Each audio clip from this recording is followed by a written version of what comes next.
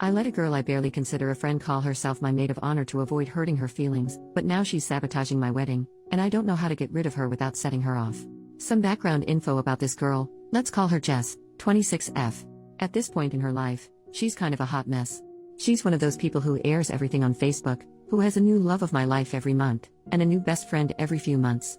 Her relationships and friendships usually end terribly, with both sides hating each other. So how did I, 27F, become being her best friend? Well, she hasn't always been this way. She was relatively normal 5 years ago when I met her, save for the normal early 20s drama.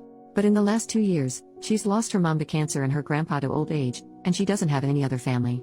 She dropped out of school and found out her boyfriend at the time was cheating on her. After the breakup, I was acting like a shoulder to cry on since she had pretty much hit rock bottom. A few months later, she was telling everyone how close we were and started tagging me as her best friend. A few months ago, I got engaged. Unbeknownst to me, she started telling everyone she was my maid of honor, even though I've always planned on making my sister my maid of honor. But this was right after Jess' mom had died, so I just improvised and said I would have 2 maid of honors. It's still not what I would have liked, but I literally couldn't bring myself to tell this poor girl I don't consider her my best friend. That was my first mistake. About a month after I got engaged, she met a guy. 2 weeks later, she was engaged. A week later, she was married. A month later, she was divorced, separated. I don't know if it's legal yet. I don't know if anything was legal. But she changed her last name and is still going by that, so I'm guessing it was legal. Ever since the divorce, my own wedding planning has become unbearable. She is constantly telling me how marriage doesn't work, love can't save things, etc., etc. And criticizes how much I'm spending on my wedding when she had hers for a few hundred. Vegas wedding. It's gotten to the point where she's rude to the vendors I'm meeting with, but she gets really upset when I don't take her to meetings since she's the maid of honor.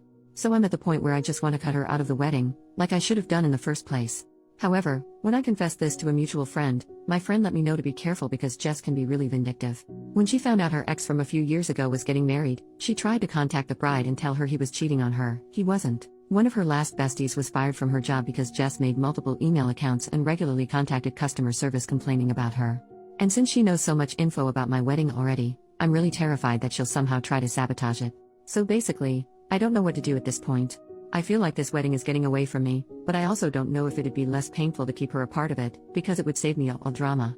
I don't know what she's capable of, so I'm really worried that she'll somehow make everything harder for me if I don't just grin and bear it. Help. Update. 3 months later, guys. This went full-blown crazy.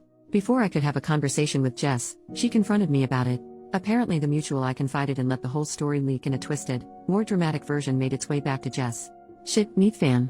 It was an hour or two of me trying to explain to Jess in a somewhat calm manner that I felt she had overstepped her boundaries, and it was really taking a mental toll on me while she yelled about what a terrible friend I was and how she's tired of putting all of her faith in the wrong people, and how she was tired of trying her best to be a good maid of honor.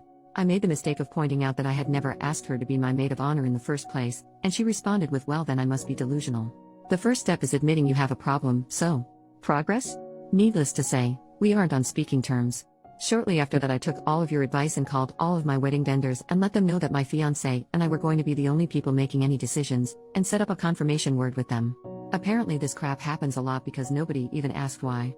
I accidentally forgot to contact the bakery making our cake, but luckily they called me and asked if I was certain I wanted to cancel the wedding cake. Apparently there was a voicemail left on their machine. Wonder how that happened. Here's where things get really nuts. A few weeks after our blow-up, she apparently met some guy who is the love of her life. A few weeks after that, they're engaged. I can't make this crap up. She did it again. Then our mutual friends get invitations for her wedding, which is the same date as mine. But since they had RSVP'd for my wedding, a lot of them couldn't make it. A few days before her wedding, they have to cancel because he's already married. And you know what? So is she. I guess she never got officially divorced from that first quickie wedding. So as far as I know, no wedding actually happened.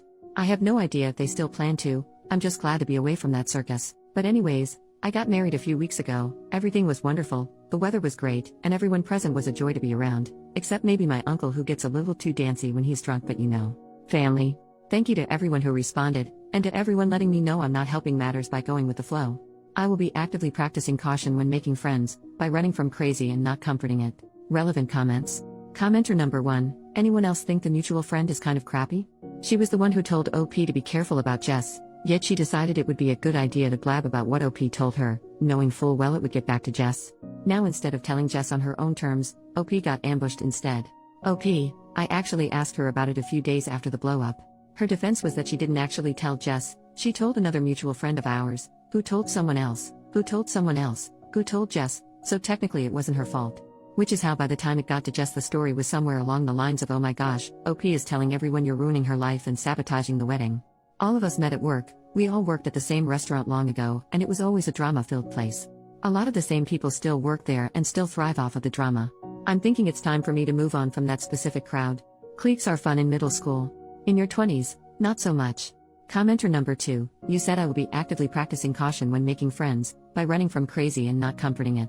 I'd like to nominate the first candidate for your new policy, the mutual friend who somehow let the story leak and repeated to Jess a twisted, more dramatic version of what you had confided in her. OP, I've decided to distance myself from that crowd and all. We're in different points in our lives, and I just don't find the gossiping all that fun. My real besties, from high school who were all bridesmaids, have all grown up and we would never pull this crap. Commenter number 3, I bet Jess was never actually getting married this time. It was just a plot to ensure at least some of your friends didn't make your wedding. OP, I suspect that as well, but since she's done it before I wouldn't be surprised if she actually went through with it. I'm assuming they were both trying to get divorced before the wedding and realized they wouldn't be able to in time, because some stuff takes time and can't be erased in a jiffy, so they couldn't do it. I get the feeling this guy is either really stupid or just as crazy as she is, so at least they found each other?